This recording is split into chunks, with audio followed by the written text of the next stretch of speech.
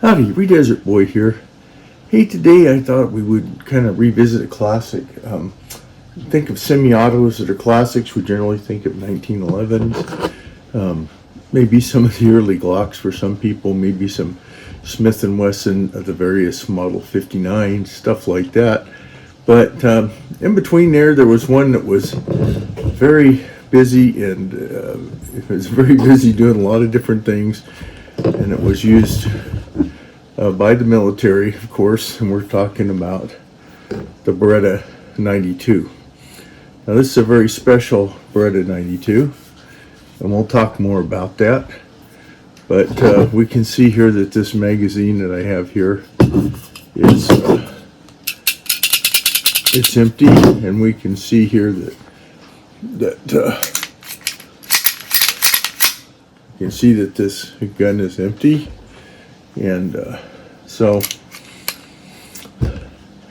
one of the nice things is that I had never really had a chance to shoot one of these until I purchased this one.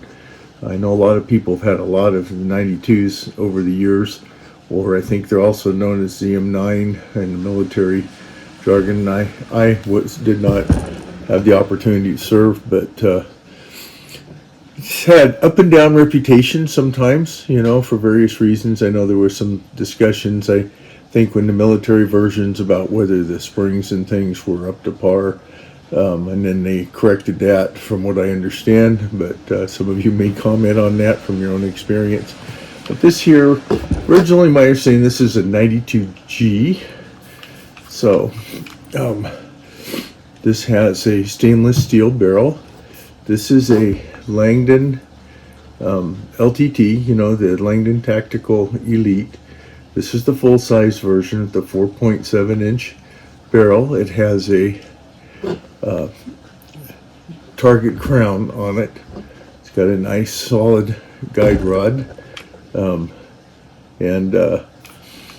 it's got some real nice features to it. If you look real close at all of this, and in some of the pictures, you'll see they took all the rough edges off, on these. Of course, it does have a rail down here, and we'll go ahead and put that down. And of course, it has a decocker. This one happens to have an ambi decocker, right? Has one on this side, right? It has one down right here, and then it's got another one over here. They're slightly different shapes. Some people may not like that. It's got front slide serrations as well as the other slide serration. I believe this is a Vertex slide, if I remember correctly. G10 grips on it. It's got some real nice stippling texturing in here. You can see how rounded all this is here. Nice trigger. Same back here. Nice back strap features to it. It's not a light gun. This is a solid gun. I can't remember the exact weight, but it's got to be up in the area of, getting close to 40 ounces or something like that. Very nice. Nicely put together. One of the nice features about this is it had this, I believe they were called Spartan Ameriglow night sights. So it has those. And I love that orange up in the front. In the back it has the other night sights. But just a real nice pistol. This came with 3 18-round magazines. See there, the holes there. Slides in there so nice. If you look at the mag well, it's got some beveling to it. Makes it nice when you reach up in there. They just go right in there. When you release them, they come right out. Very nice. It's got a fairly substantial size trigger guard, so you can get a gloved hand in there probably if you needed to.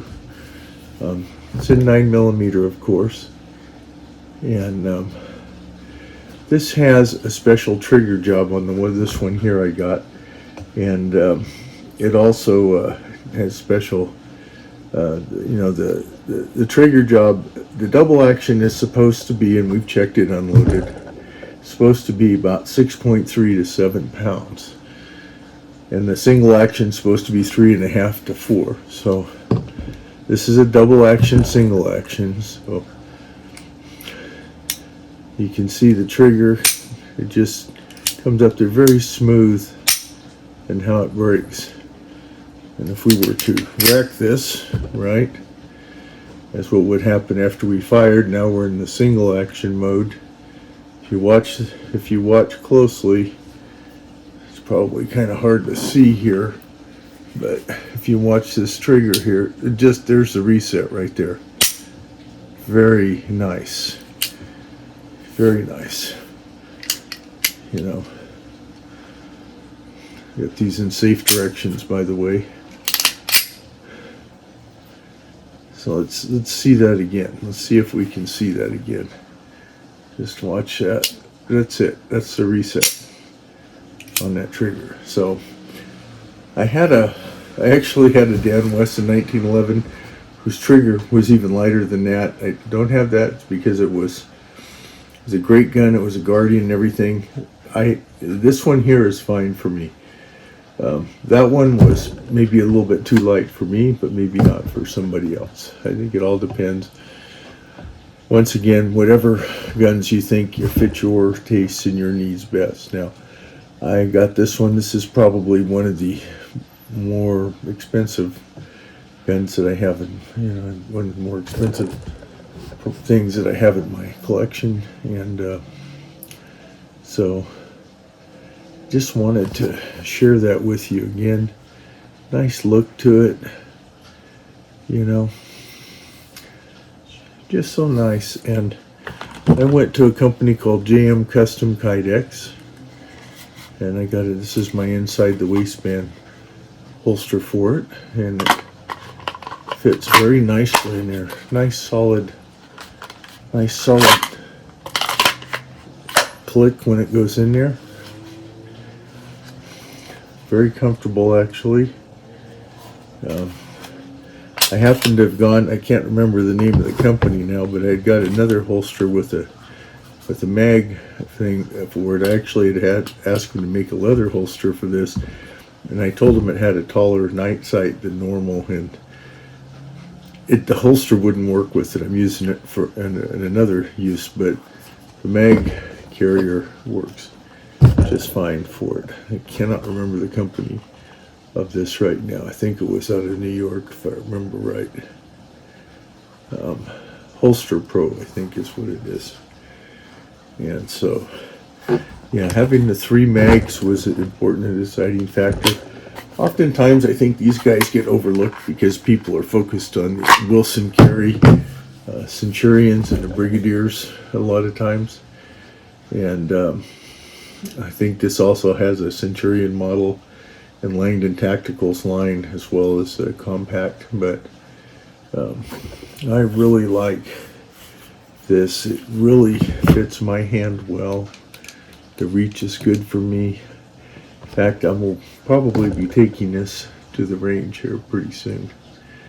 But once again, just a nice design, smooth, right? Well made. And you know, when you rack this one, and just to show you the decocker on the other side. There you go there. For me, this works well. I happen to like little guns. I like them because they're generally pretty hardy. I do get a little concerned about snagging this once in a while, I will tell you that, because it kind of sticks out. Probably if I was a left-handed shooter, it would be towards my body. I don't know if that would be as much of an issue, because the one on this side is much, it's smaller and it's less obtrusive than the one over here. But this again shoots very well, and we'll go to the range and do some work with it. I just wanted to, I think it's also got this MP3 finish on it. And they did all that de-honing or whatever you want to call it to smooth it all out. It just really feels great. So wanted to share that with you. Just kind of a classic. Kind of go back and just look at a classic. And I personally think, you know, it's nice to have ones that that are special. And this is one of the ones that's special for me. So just wanted to share that with you. We all have to remember, we all have to, you know, we want to comply with all of our local, state, and federal and firearms laws, policies, etc. So we always want to do that whenever we're carrying or whatever we're doing, get proper training. But you know, for me, this one works well and fits the use I have. You have to look at what your use is for it and see if it would be right for you. So once again, Sweet Desert Boy always says, be safe out there, whatever you're doing. And if you like this video, please like, comment, and subscribe. Bye now.